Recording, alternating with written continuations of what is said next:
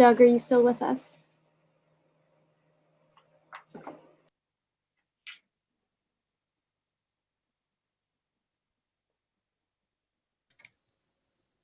Doug, it looks like your video is going in and out. I'm not sure if you can hear that. We were asking if you're still with us. Sounds like, it looks like you are now.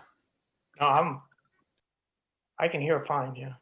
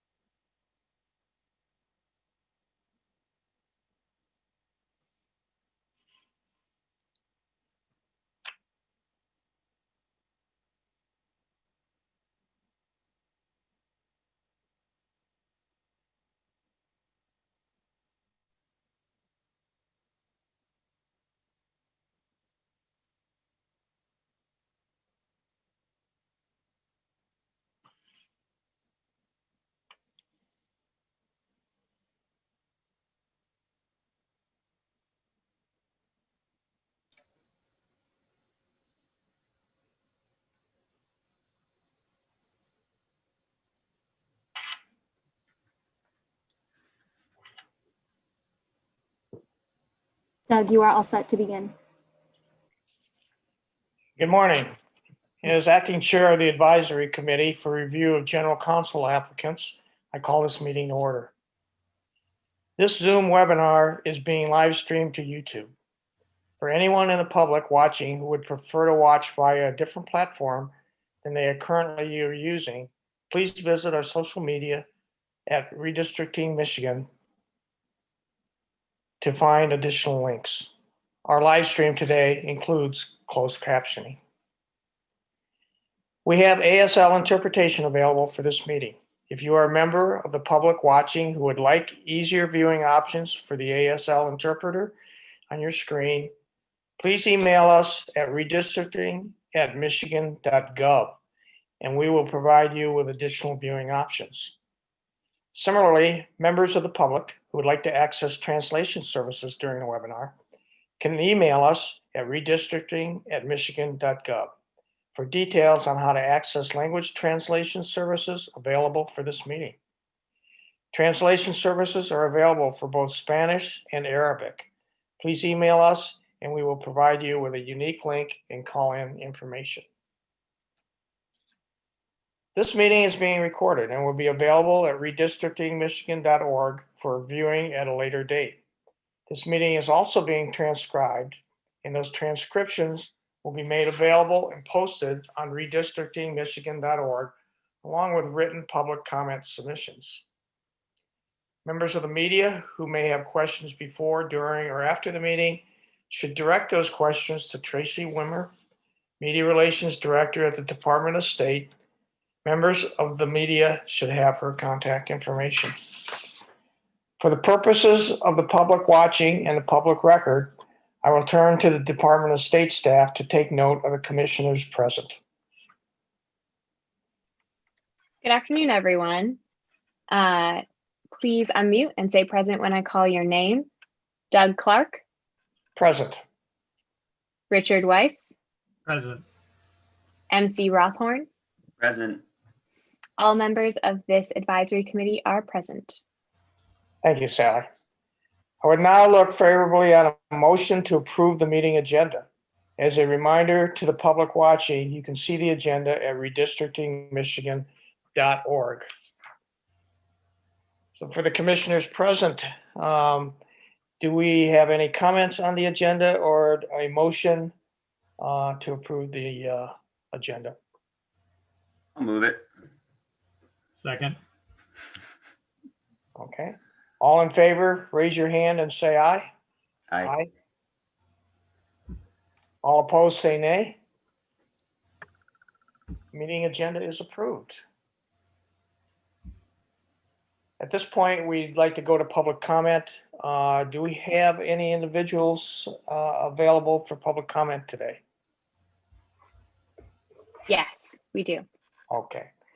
A few notes about public comment for those of you who are going to join us for the first time. Because this is a virtual meeting, members of the public had to sign up in advance to address the commission. Staff at the Department of State will unmute each member of the public for up to 2 minutes on a first come, first served basis. This means members of the public will be called on in the order in which they signed up to address the commission. To those members of the public participating in public comment, please note that you will have no more than 2 minutes to address the commission this afternoon. You can also submit your thoughts to the commission, and the Department of State will provide your written thoughts to the commission. By indicating in that email that you would like to submit your written comments as public comment, it will be included in the online meeting archive for the commission. Public comment sign-up links are also posted on Redistricting Michigan social media pages on Facebook and Twitter at Redistricting MI. Now I would like to recognize Sally Marsh, Michigan Department of State Director of Special Projects, who will call on members of the public to address the commission. Sally? Thank you, Acting Chair. So now I will recognize individuals who have signed up and would like to provide live public commentary. I will call your name and our staff will unmute you. If you're on your computer, you will be prompted by the Zoom app to unmute your microphone and speak. If you're on the phone, a voice will say that the host would like you to speak and prompt you to press *6 to unmute. And in this case, I will call on you by your name. And please note that if you have audio issues, we will give you a few seconds to fix it and then move on to the next person. So the first person in line to provide public comment is Joe Spalding. Joe, are you there with us? Yes, I am, Sally. Fantastic. You are now unmuted and invited to address the commission. You have 2 minutes. Hi again, Commission. Joe Spalding here. Hey, nice waves, thanks. I just had a couple quick things I wanted to say, a little administrative stuff. I'm not sure who's responsible for posting the agenda on the website, but currently the website has the communications director agenda posted twice and doesn't have this meeting's agenda posted. We need to get that fixed right away. Open Meeting Act, all that. Beyond that, I just wanted to give one quick note on general counsel. I do a lot of opposition research for candidates in my real life, and haven't really done any on the general counsel candidates. Definitely looked into the ED candidates. For me, that's the that is the agenda setting role that's going to have an impact on the way that you all operate. When it comes to the general counsel, the one thing that I value most in having a lawyer paid by my tax dollars representing a commission like this is just an intimate understanding of the policy itself that's being implemented. This is the first time that we're doing it in Michigan. Other states have done similar things, but nothing is quite like this. A lot of the law, the differences were baked into the commission selection process, so that it's good that we've gotten this far. It shows that the law was written really well by Nancy Wang. I have to thank her. And she was working on this well before I joined on and helped with the petition circulation. So just keep in mind, just an intimate understanding of what this law actually does and all the nuts and bolts inside is very key. And when it comes to figuring out how we're going to be interacting with that general counsel moving forward, I think those are things that are a little bit easier to smooth over. But yep, that's all I've got to say about the general counsel. Thanks all for giving me your time. Thank you for addressing the commission. That concludes our public comment for the moment, and I turn it back over to the acting chair. And before I do, actually, acting chair, just wanted to mention that we are quickly solving that website issue. So thank you, member of the public, for flagging that. That's on the Department of State, not on this committee. And if you'd like, acting chair, we can screen share that agenda for everyone who's watching right now, and you can kind of walk through it if that would be helpful to members of the public watching. That would probably be helpful. Yeah.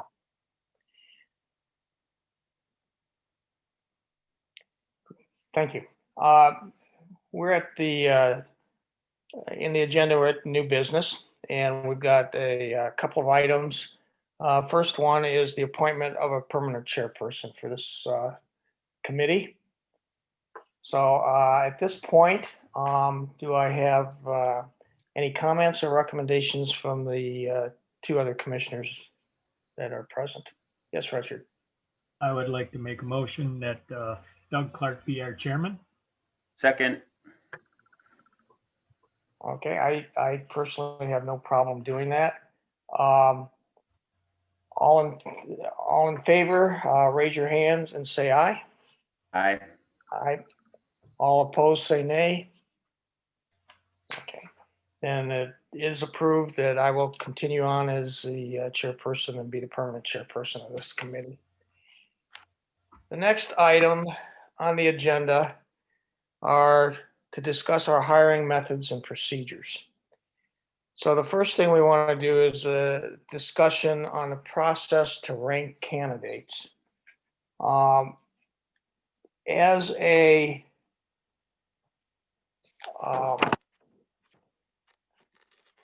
a proposal, I have put together one method or process for discussion and approval, and then we can move. I'll talk about that, and then we can move on to any other proposals and decide how we want to move forward with this.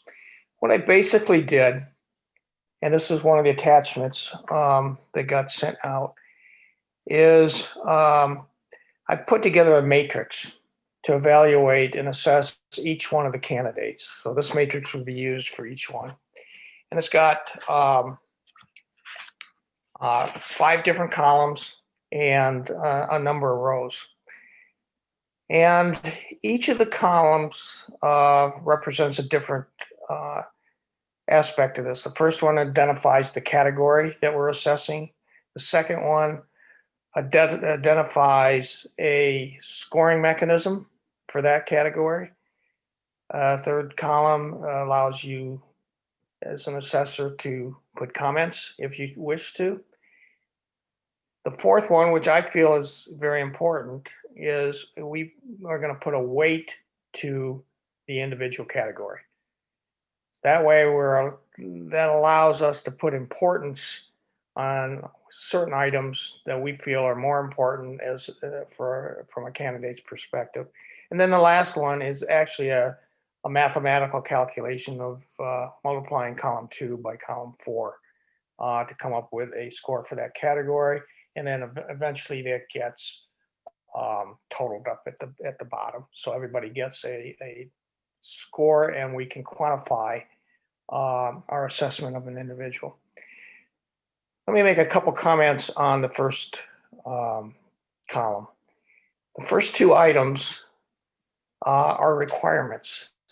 And everything in this column comes off of the job posting. And there's only one exception, and that's the last item. And the last item gives us an overall general impression, whether favorable or unfavorable, and some comments associated with that. So that's kind of a catch-all in case there's some things that weren't on the job posting that we thought were relevant or important. So what I did on the first 2, those are requirements. So the first 2 items in the categories are requirements. That's one being in the Michigan State Bar, the other being a minimum of 5 years in the practice of law. Everything you see in italics comes off the job posting. Okay, per the verbiage that was used there. So then each of the other areas, each of the other categories, and I'm not going to go through every one of them, come off the job posting as well. So everything that was on the job posting is reflected here. And my thoughts on that were, this is what was important to us as a commission and as a committee. And these are the items that we had brought out to the field for our candidates to apply against. And so I felt that this was an appropriate way to go ahead and continue that. So that's the basic methodology for that. What happens after that point? Yes, MC. I was gonna say I would agree. Like I like it, and I appreciate that you sent it out with time for me to review it.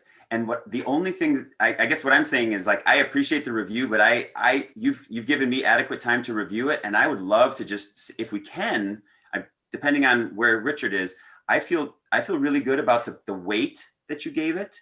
I actually tested it. I used it for, to score while I was going through these. So I feel good about it. I do believe that the comment before about the idea of the constitutional statute being a requirement, that's the only thing that I would add here. And I would give that also some significant weight because it does feel like, yeah, as legal counsel, that's a huge, for me, an oversight that I didn't even consider it, as we're going into our general counsel. It feels like it's our constitution. I feel like I've looked at it as a commissioner, but yeah, our general counsel really should have that. So I would add that to it. And I guess that's what I just wanted to try to cut to the chase if it's appropriate, Richard, or, yeah. Okay, let me make a comment on that. If we add an item, We if got to we change got the it weight. totaled 100%, and we Yep. got to change, and we put a weighting to that. Let's say we put a weighting of 5 or whatever. We got to take 5% off of some other categories. Well, this is where I would, so I have a suggestion because I Good. do think appropriately that experience in federal redistricting law was 20%. And I think that was the highest percentage up there. And I think that's true. And I would suggest that it should be, maybe we should actually take from the 15s and create another 20%. Because I do think we do need this VRA. We understand that there's a hierarchy of law and our counsel needs to understand that hierarchy intimately so they can advise us on the spot and be able to understand this hierarchy, which is not easy, right? And so what I'm suggesting is I think the 20% for the VRA and that experience in federal redistricting laws is good, that's the highest percentage. And I would suggest that 20% or 19% be there for the Constitution. And so again, I would suggest taking from, we can talk about where to take it from, but it feels like it should be weighted with that gravity. Are you okay with that, Richard?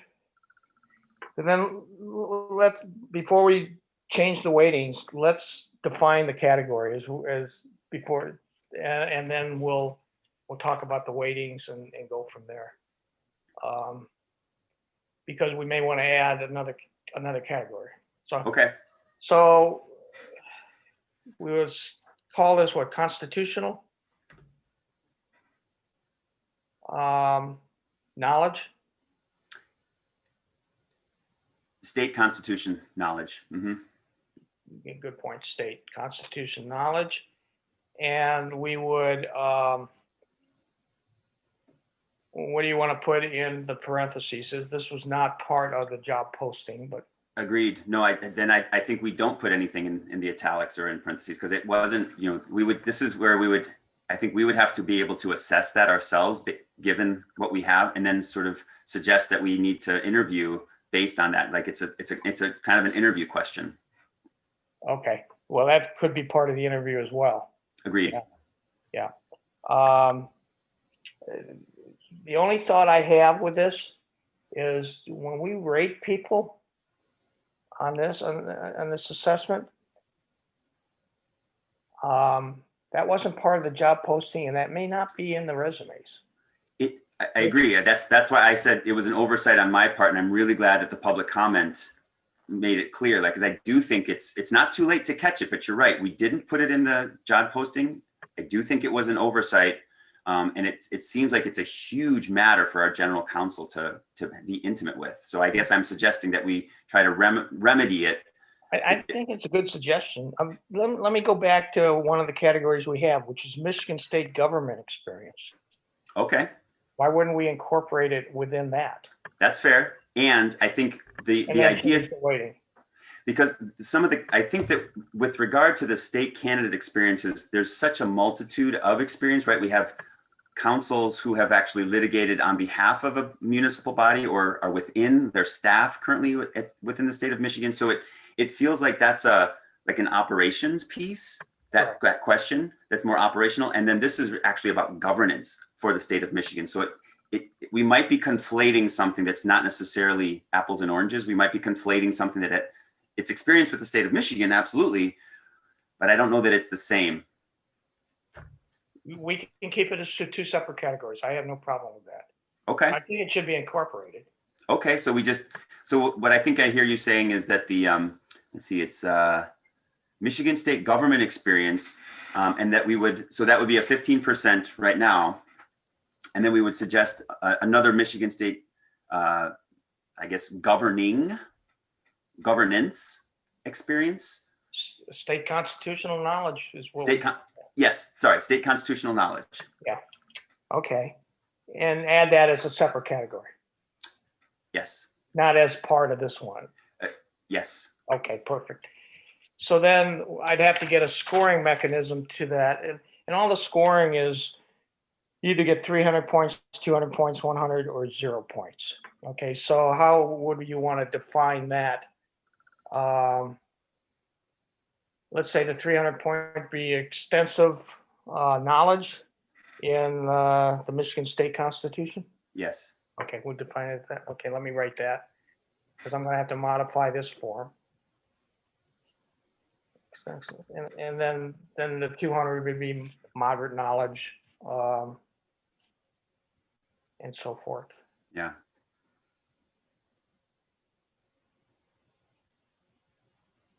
Okay. Are you okay with that, Richard? Okay. So now the point is we've got to give that a weighting and then take a percentage away from some of the other categories. So you suggest this is a high rating.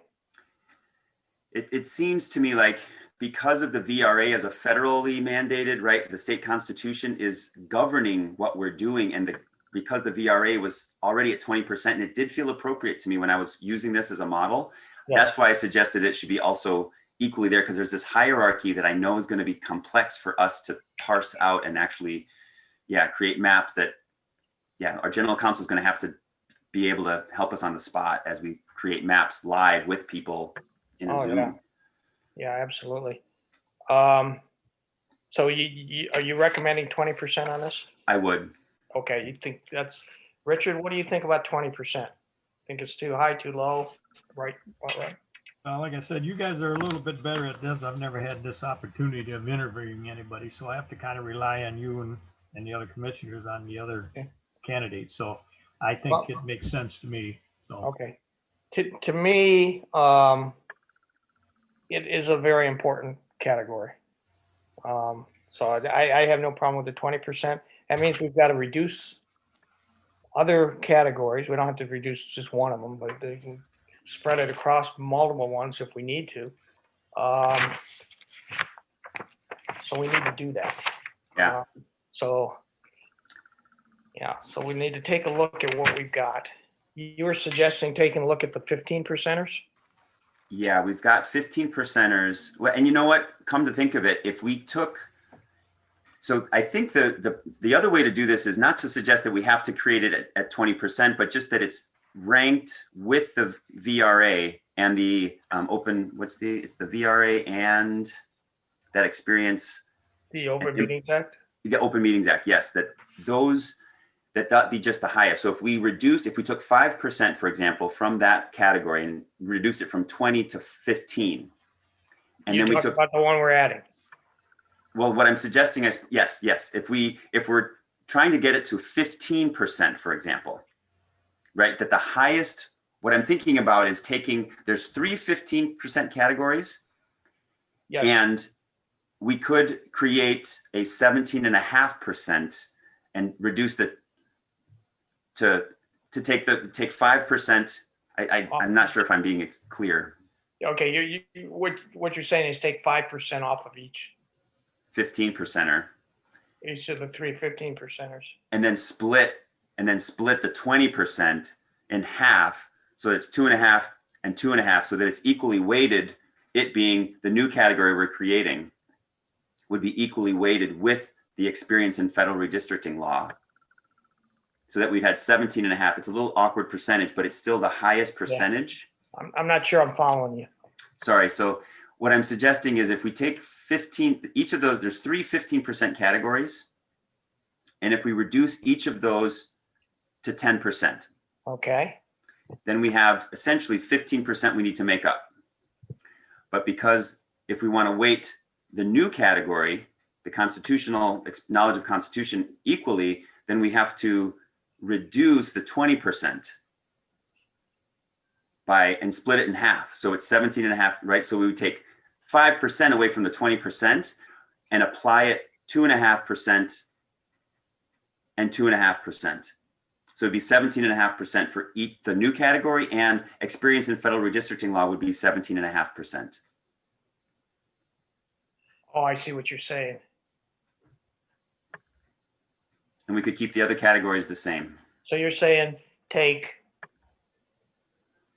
what you're saying is take experience in federal redistricting law, make that 17.5, making a new category 17.5, and then reducing those three others, the Michigan state government experience with governing bodies, and litigation experience, down to 10. Okay. Okay. Yeah, what I think is important is the experience in federal redistricting law and the state constitutional knowledge be on an equal pairing. That's what I think. Okay. And what about the, if we took that approach, what about the weightings on any of the others? Well, they're all relatively small. They are. The only other 10% is the legal analysis and research. Yeah. And I think that's, yeah, I would agree. That's important. That's appropriate. Okay.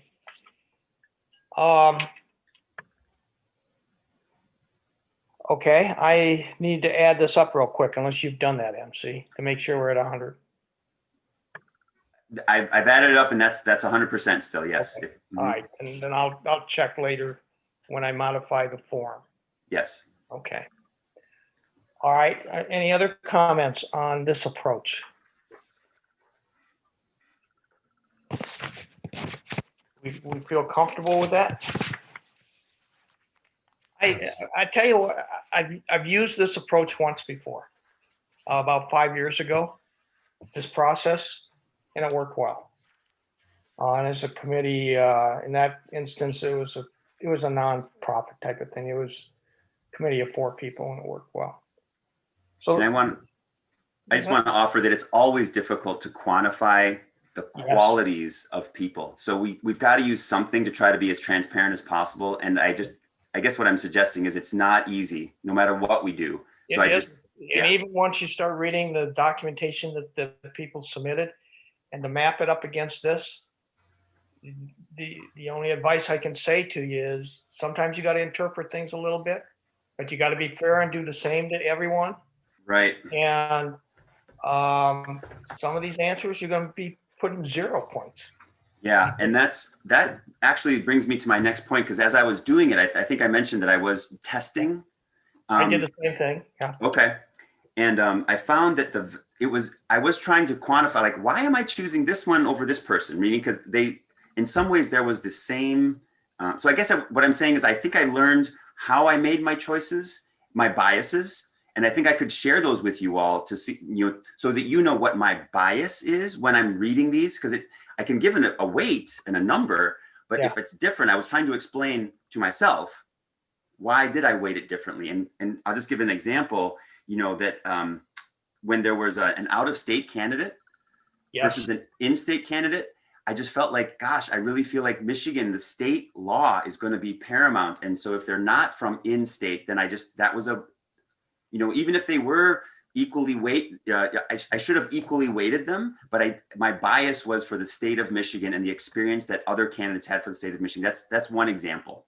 Okay, and I came across some of the same thought processes, and here's what my experience tells me from using this process before. You may look at things differently. Richard may look at things differently, and I may look at things differently. But and that's okay, based on the way we're doing this, as long as you're consistent across the 11 candidates. And what I guess I'm saying is I recognize that I'm not sure that I was consistent. So I was trying to understand And so I know that I can explain it to you all. I know that I've got, I was just testing. So I think I'm going to do it again, or I mean, we may get to it today, so I don't know. But what I want to offer is I know that I can explain my rationale and try to help you all understand why I chose this one, why I chose that number. So, Yes. okay. Well, that's what the comment section is for as well on this, so we can document it. Yeah, it's, well, let me explain one other item for the people on the phone. That what we do is we add these up for each, there's a summary sheet, another spreadsheet, and we add these up for each of the candidates. And so I take Richard's scores for each of the 11 candidates and put them in a spreadsheet. I put MC scores for those same 11 in the spreadsheet, and I put mine. And we may look at things a little different, but as long as we look at them equal across the 11 candidates, we're okay. And then total it up for a total score for the person and then average.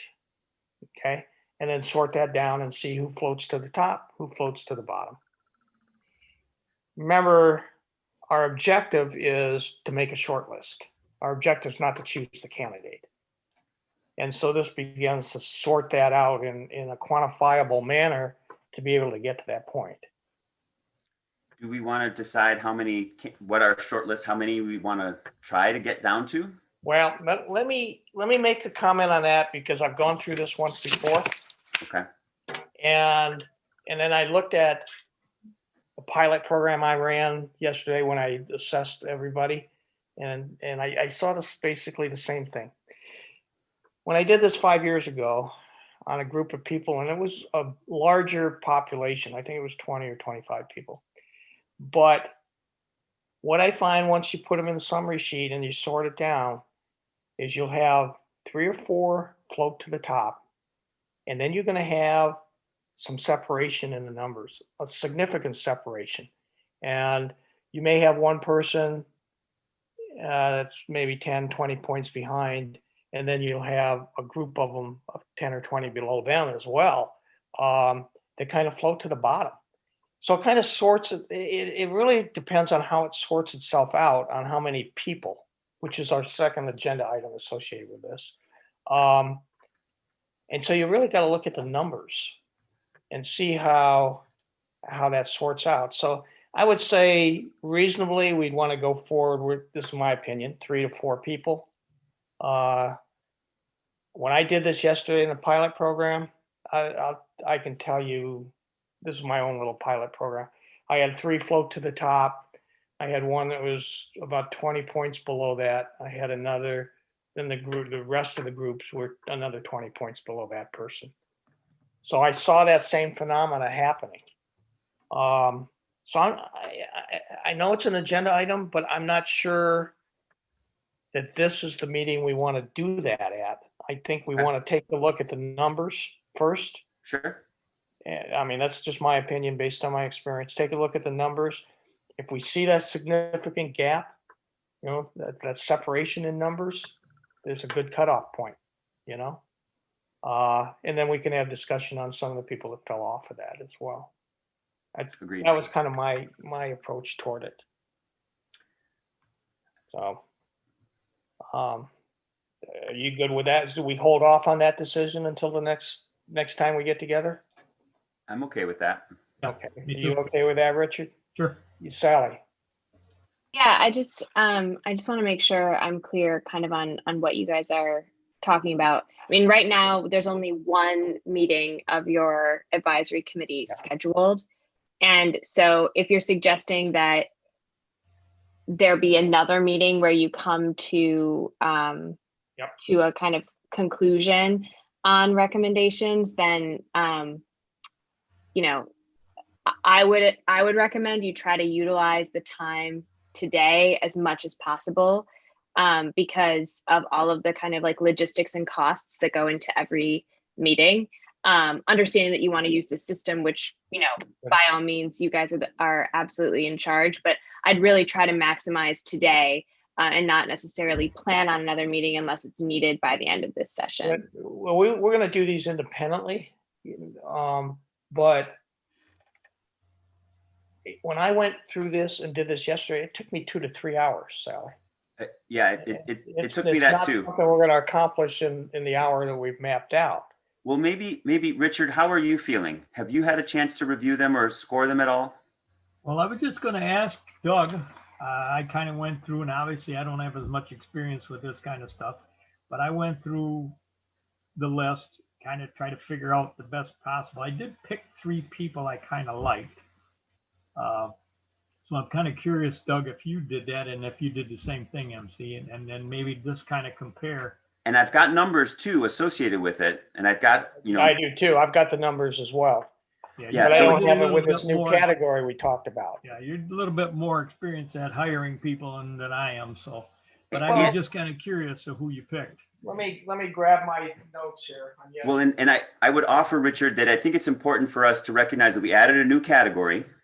Yes. That, right, so we Yeah. should probably take that into account. And I know that it's, yeah, and I think we should, for me, it's helpful if we understand how, because I'd like to be persuaded if, right, yesterday when we did our meeting for the ED, right, I don't know that we were able to discuss and persuade each other or even understand how we came to it, so that I might say like, oh my gosh, I didn't even think of that. Like, of course that she's the right person or he's the right person.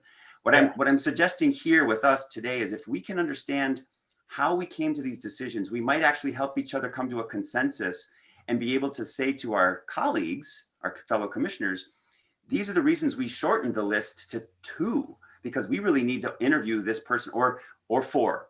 I don't care, honestly, but I know that, like Sally said, we're tight on time. Right. It's an imperfect process, but it's right. The longer we drag it out, I don't know that we're going to save the public any money.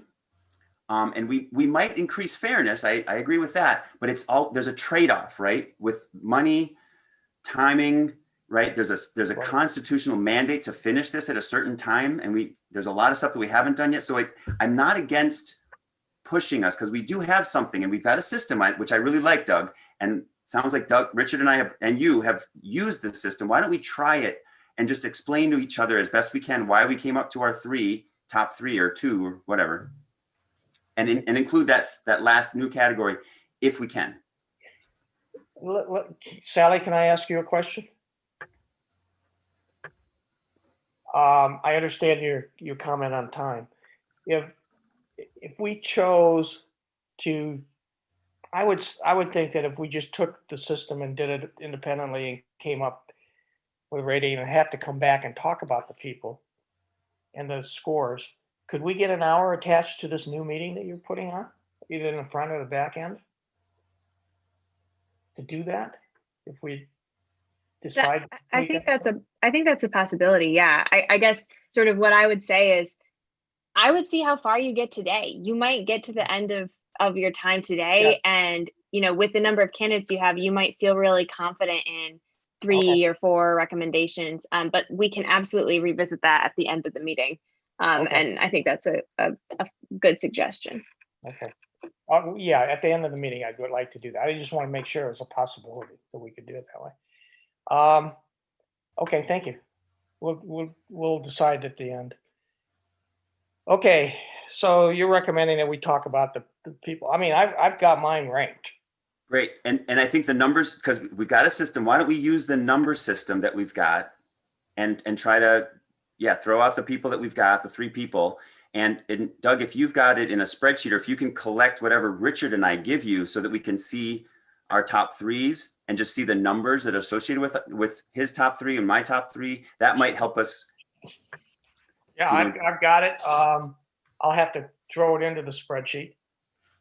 Yeah. Okay. I know that when we get to that point, we'll take a 5-minute break and I'll put it in the spreadsheet and get it in. So. Sounds good. Yeah. Okay. Do you want to tell me what you came up with? Richard, go ahead. Why don't you start, Richard? I'm going to pull mine up. All right.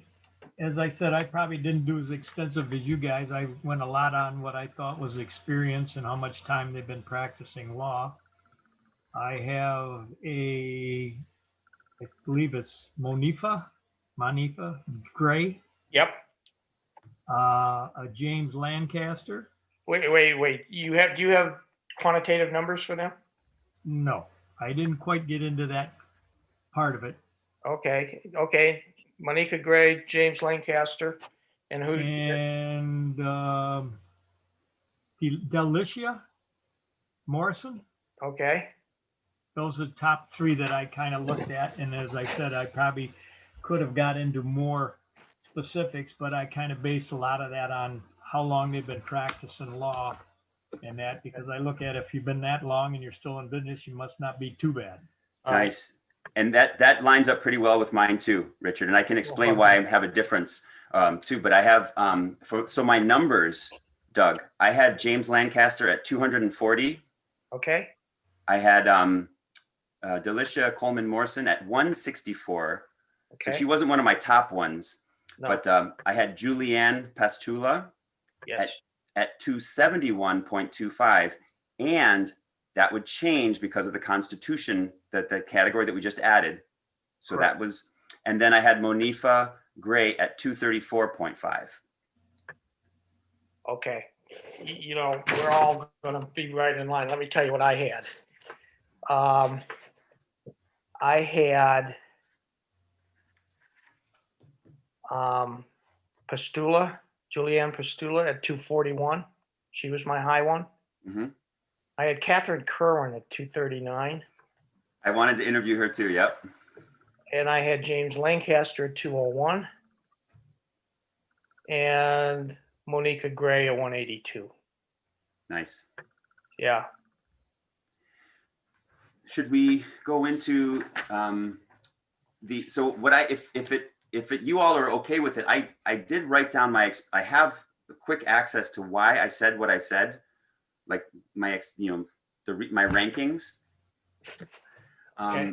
And one of the things that I recognize that one of my biases, I guess I'm going to give you, I've got a short list of biases. I gave you one of them already, that the state of Michigan, if their practice was in the state of Michigan, and actually all of these are, the people that weren't, yeah. But I also recognize that if there was both public, so I value both public, nonprofit, and for-profit legal expertise. And if I had to choose one over the other, the idea was that I valued public governance experience inside the government. I valued that over nonprofit or for-profit, 51% to 49%.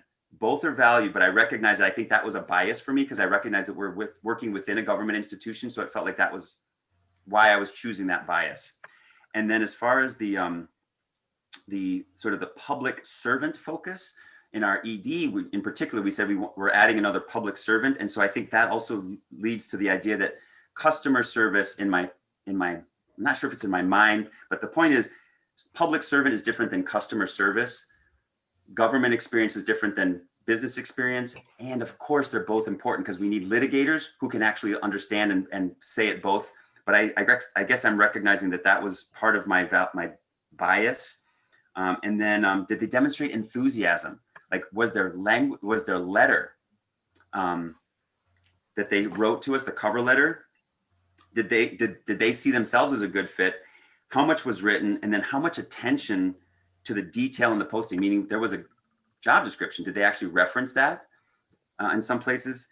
And then the constitutional law is a big one now. I just added that, and then the coronavirus virtual experience. If they had some sort of understanding of how we're going to operate within our council and how the governor's executive order had a big deal on how we move. And so I felt like that was also another little thing that wasn't quite on the sheet, but it was a bias that I said, I guess I'm suggesting if they're current and they're operating in this environment if they're currently active in their field and operating in this environment, they're likely using coronavirus virtual stuff and trying to understand all the legal implications because of it. So that's one of the reasons I had Julianne Pastula as my highest, because she had an excellent information and informative writing sample.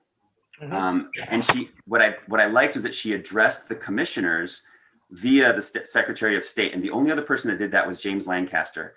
And by that, what I mean is it demonstrates to me that they understand the complexity of our status as a commission.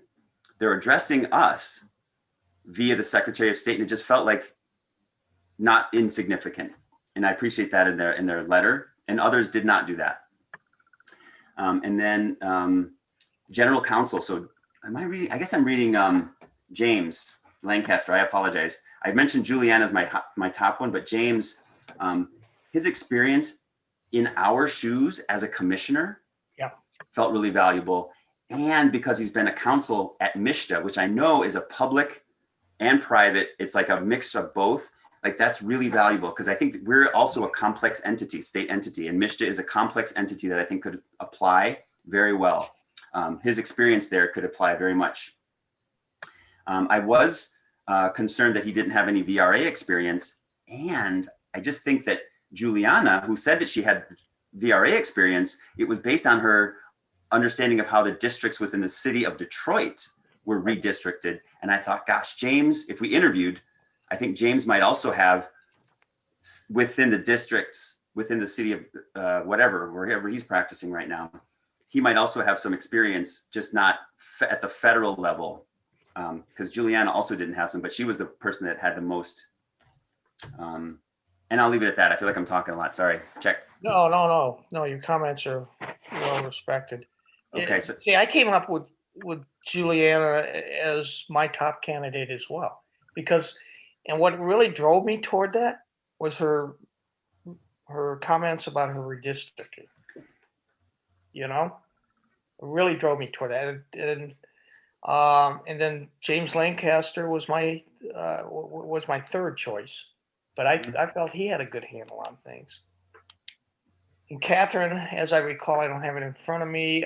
She works for the AG, the state AG. So I thought, and I thought she had some really good qualifications based on that. So those were my top three. excellent. Yeah. Do we want to speak to Monifa? Well, what do you think, Richard? Yeah, I mean, she was one of your candidates. Yes, what I wanted to tell you quick is my fourth and fifth pick, I guess if you want to call it, was Julianne and Catherine also. So even though I went a whole different way of assessing the candidates, I still came up with kind of what you guys have come up with yourselves. So we all have agreement on Julianne and Mr. Lancaster. All three have picked them. That's the only ones that we have all picked the same. So if you thought that you want to just get it down to two, I'm kind of open to whatever you guys think. That's what I'm thinking too. Out of my area. You're thinking two? Yeah, and I think what we can do if we recommend that to our colleagues, right, our fellow commissioners, we have a tool that we used, and each of our individual rankings, right, these are the two that were top and within our top four, or I guess top five maybe for Richard, right, for all of us. Yeah. And those two in the top five for each of us makes that, I mean, we can trust that. And I think because we're doing general counsel and because we're going to have potentially an ED who will be sitting in on the interview, right? We're hiring our second person with this general counsel. And I think they're going to need to fit with the ED and potentially fit in a way that where they're complementing each other. Because James Lancaster, he applied for the ED position and I think he could have been a good fit. But he's not the ED. He won't be the ED. No. And it would be important to understand, okay, well, because we didn't interview him because of that bias and that perception that we think is so important to maintain, that our independence and the sense of, sense of independence. So it feels like we have to understand if we interview James and if we chose James, it seems really important that our ED balance, or that there's a perception of balance even. And so I guess I'm suggesting that we, because we haven't hired our ED, we have to consider, how we, So both of you are recommending we go forward with two people. I wouldn't be against having some other ones if either one of you wanted to do that. I don't have a problem with that. I mean, I'm just saying we came to agreement on at least two people, all three of us. Oh, yeah. So, and I went around a different way of coming to that conclusion. So maybe there's something, we've got it down to two already. I'd like to suggest that we go to 2 because during the interview process and with our colleagues, I think we're going to have a lot more questions. I think half an hour, actually, I was surprised at how well it worked yesterday Yes. to have half an hour for each candidate. I was surprised and pleased. And I don't think that with our general counsel that I think it just feels like half an hour. We need more time to. I agree with that. Yeah. Yeah. Because we're going to have we have to understand how they understand the state constitution, how they understand the VRA, and they've demonstrated. I think each of these 2 have great writing samples that we can pass on and help. We can use those, I think, very well. But I do think we need more time. And so 2 people to interview over a 2-hour period is better than 3 or 4 over a 2-hour period. Yeah. So we're saying 2 people, so we have more time. Yes, and more in-depth questioning. And frankly, the ED, if we do get that chance to get the ED in on the hiring, I think that's going to be an important fit.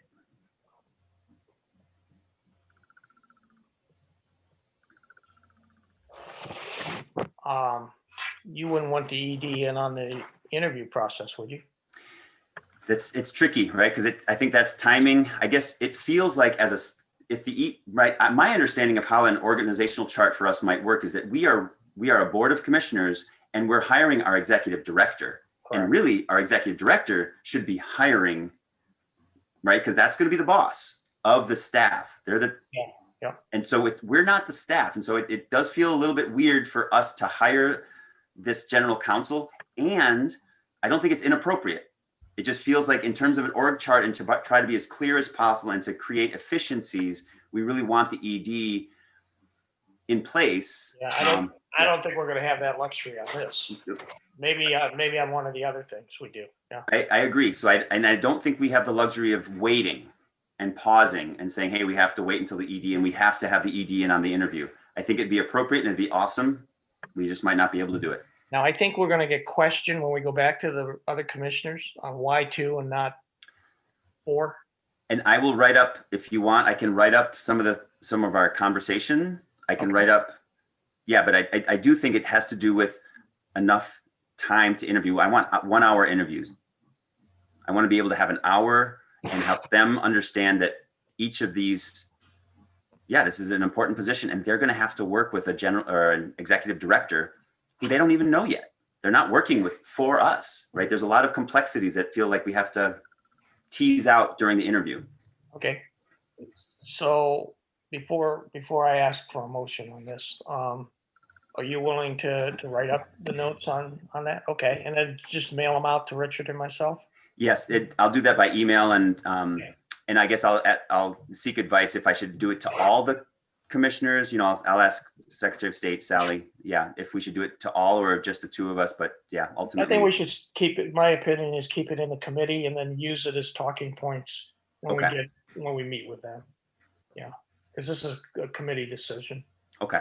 Yeah. Sally. And commissioners, I can I'll talk with Mike Brady about this as well, but just want to flag that you certainly don't want to be emailing anything that is a conversation, right? So just as a reminder, I know you know this, but for the public watching, the commissioners don't discuss via email. Right. Yeah. So we would be sending notes that summarize rather than of what we discussed today. Yeah.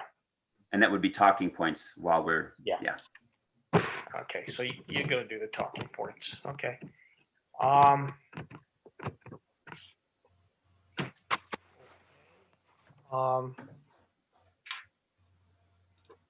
you comfortable with this, Richard? Sure. I'm comfortable with it. Are you, MC? Yeah, I am very pleased. Okay. Let me ask a question before I ask for a motion. I think what I need to do is modify the assessment sheet based on what we talked about earlier, and I'll mail those out to both of you. Okay. I won't touch the summary scoring sheet unless you, I won't touch that because we've done this basically through discussion. And if you want to reassess people with a new sheet, fine. If not, we can use it as talking points as well. when we go back to the other commissioners. That, you know, this is how we assess them. And we came up with concurrence on the same people, basically. And we wanted, and then the reasons why we want to limit down to 2, so that we have more time to interview and get more thorough with them. Yeah. And okay, good. I'm fine with that as well. So do I hear a motion on the floor just going forward? I'll move that we propose 2 candidates to interview for as the Board of Commissioners whenever that takes place. I'll second. And let me amend that. Those 2 candidates being Lancaster and Pastula. Yes. I want to amend it to that. Thank you. Yes. Do I have a second on the amendment? Second. Yes. Third. Okay. Fine. All in favor, raise your hand and say aye. Aye. Aye. All opposed, say nay. Okay, fine. Are there any other items that we need to discuss at this point? Not on the agenda. Okay, I've got 2 deliverables. One you're gonna make talking points to us, and no conversation associated with that. You're just gonna document what we did. And then I've got the other deliverable, and that's to modify the assessment sheet. And Doug, we for the minutes, can we restate the 2 finalists that were in? I believe it's Julianne. Julianne Pastula is one of the finalists, and James Lancaster is the second one. Yep. And that's what we would want to move forward to and recommend to the commissioners Correct. to interview. Okay. Is that okay, Kathleen, for the minutes? That's good. Yes. Great. Great. Great. That works fine then. Okay. Any other items that we need to discuss today? Okay. I'd like to put forward to see if anybody has a motion to adjourn the meeting. I move to adjourn. Second. Okay. All in favor, say aye. Aye. Aye. Okay, meeting is adjourned. Thanks all. Thank you. That went well. That did. Really Yeah. appreciate it. Thanks for all the good prep work too, Doug. Really good. Yeah, no problem. And frankly, Richard, you and I we all did the prep work, right? Well, Sort of. actually, we did. Yeah. I mean, it worked out well. Yeah, it really did. Really appreciate it. Yeah. Have a good one. Okay. Thank you. Thanks. Hey, Sally, is she still there? Yeah, Doug, I'm here. Okay. So you'll arrange this to be put. I don't know. I don't have it in front of me. Which meeting it's going to go to? Yeah, I will. Okay. Good. And that went well. Congrats. Most efficient meeting thus far. Yeah. It gives us some little extra time as